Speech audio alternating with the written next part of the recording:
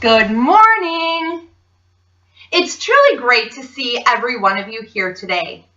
And looking around the room, I can see a vast group of people, and each one of you is different in his or her own way. Together, you help to make up a diverse work environment. This helps to enrich the lives of not only yourself, but those around you. My name is Carrie, and these are my team members, Karen and Chevelle. Today, we would like to prepare for you a short seminar that touches on the challenges of diversity in the workplace and how we can overcome them. On the wall behind us, you will find a presentation that touches on the key notes of our presentation and allows you to follow along. At your seats, I included some scratch paper and pencils, so please feel free to jot down anything that sparks your interest or any questions that you may have as the presentation goes on, and then we will try to wrap those up at the end of the seminar. Recently, there has been a spike with such challenges as companies find themselves employing a range of generations. Today, employees of the baby boom generation, Generation X, and Generation Y have come together to work under one roof. This poses a problem and makes it difficult to integrate with one another. An article in the Small Business Chronicle reports that baby boomers tend to be a very hardworking generation. They tend to question everything and have a difficult time seeing eye to eye with other generations, especially those younger than them. Members of Generation X tend to embrace technology, are very self-sufficient, and tend to focus on the end result. Members of Generation Y are a bit more laid back than the other generations. They are very dependent on technology, and they tend to seek jobs that are paying top dollar when just starting out. Clearly, these three generations working under one roof tend to be difficult and force diversity to form within the workplace. Among these challenges, companies struggle to collaborate communication, face resistance to change, and have difficulties implementing workplace policies and managing diversity. Communication within the workplace is irreplaceable. It is the basis for productivity, and it is a stepping stone for building relationships. Communication promotes success within a business. Workplace diversity can pose a challenge for proper communication to occur.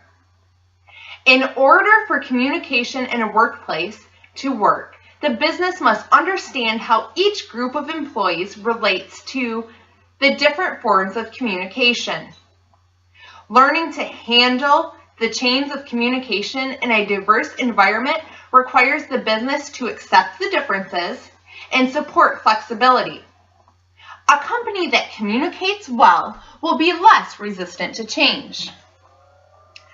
Have you ever wondered why we can't just all get along?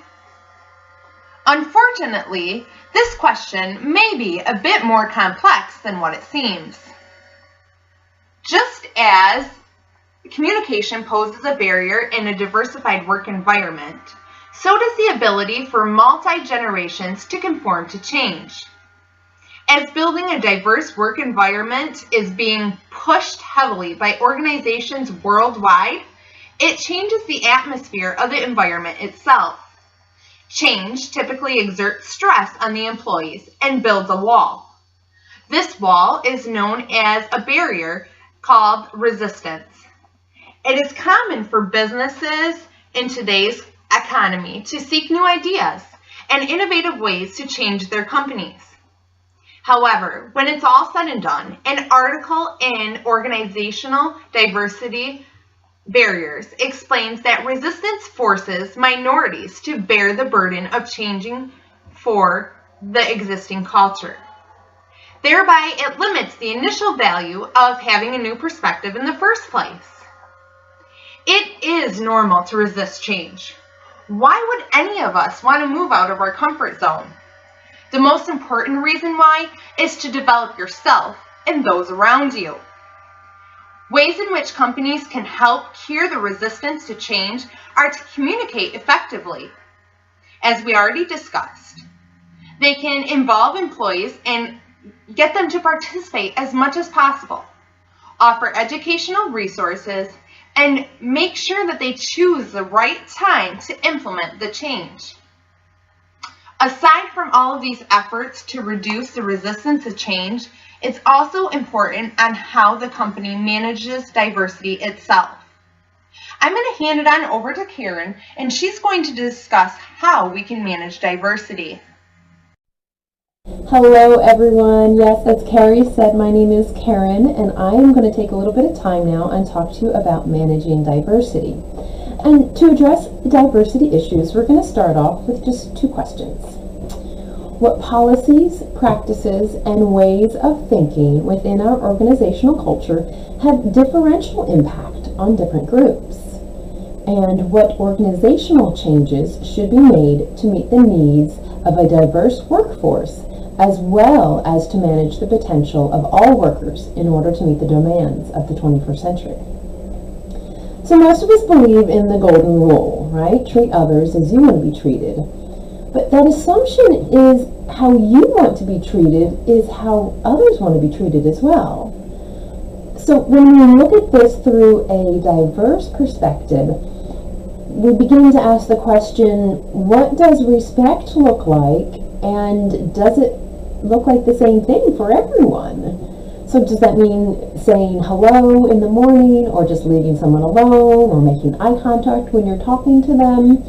So it really depends on the individual. We may share similar values, such as respect or need for recognition, but how we show those values through behavior may be different for different groups or individuals.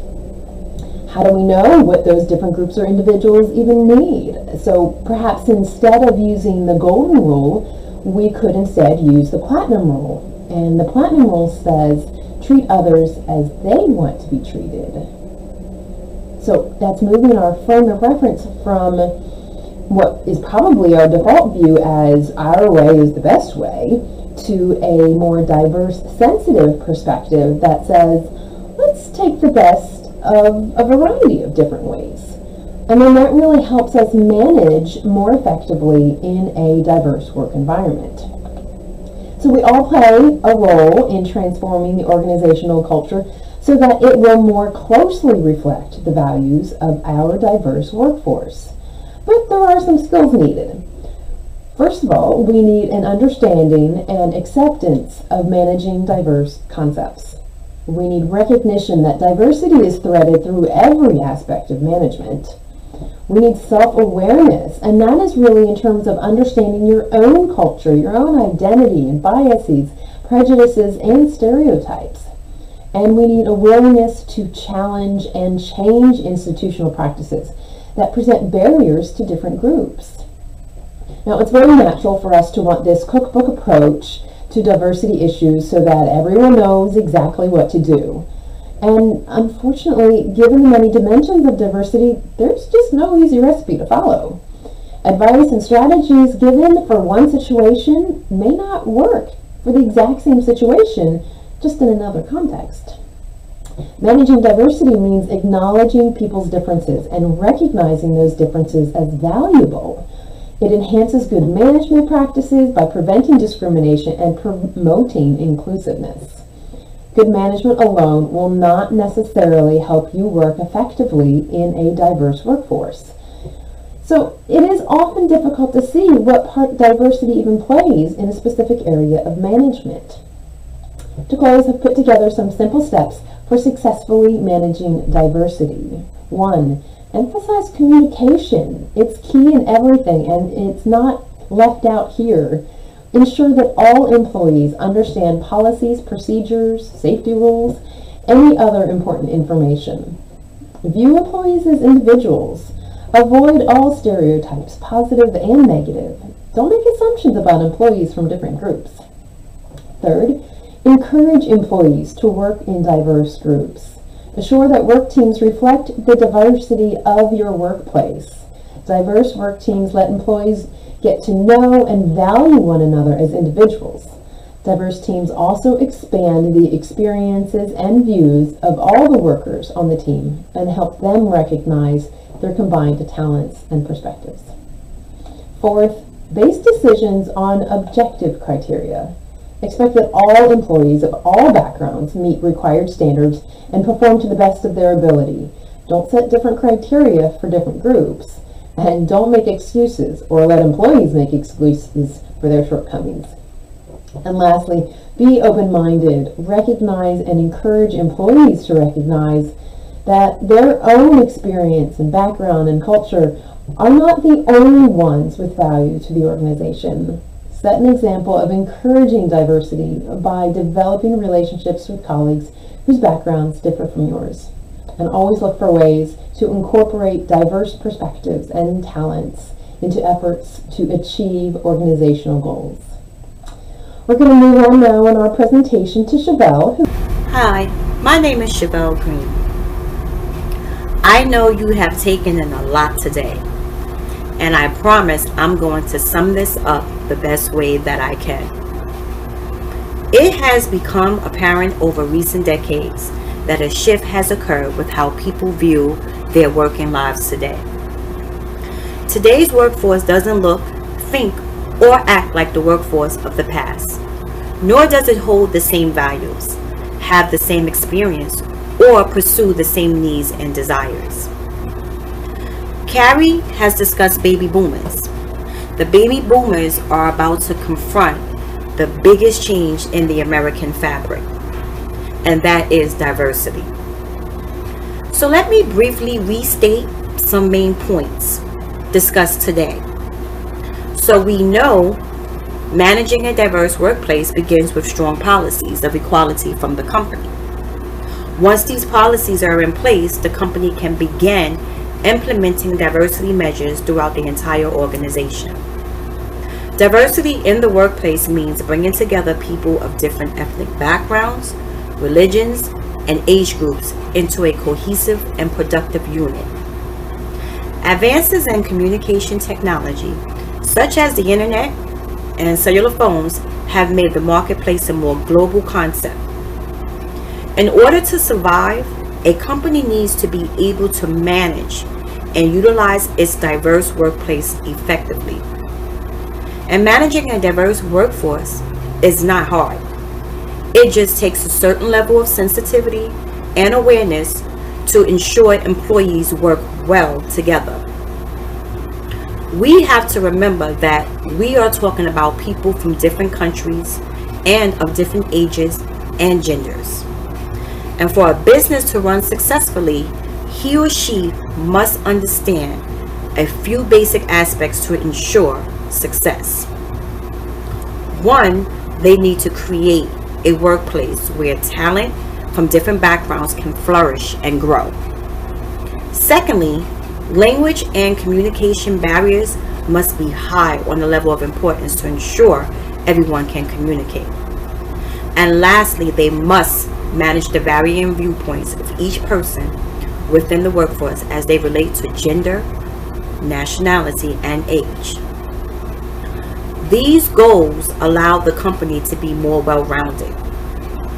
Additionally, being diverse helps the company to attract a wider range of qualified employees, as in a sense, it shows everyone can fit in at the company.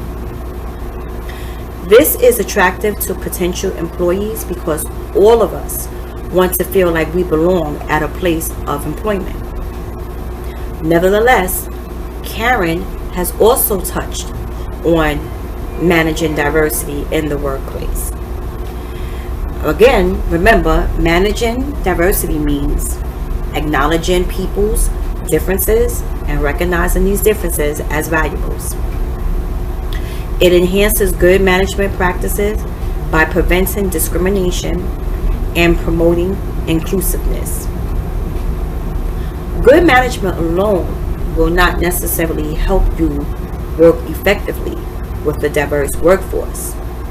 So it is often difficult to see what part diversity plays in a specific area of management. So folks, now that you have a little knowledge on diversity in the workplace, we as a unit, we have a great deal of challenges and opportunities ahead of us. And with your help, we will meet them, and we will make this world the best in our history. So I hope today that you have taken in knowledge, have understand where Carrie, myself, and Karen, and James have all tried to break down the different points in diversity. We also hope that you will take this knowledge and be able to pass it on to future co-workers, friends, family, and let them know how important it is. Like, again, as I said, we can come together and we can make this change in our history.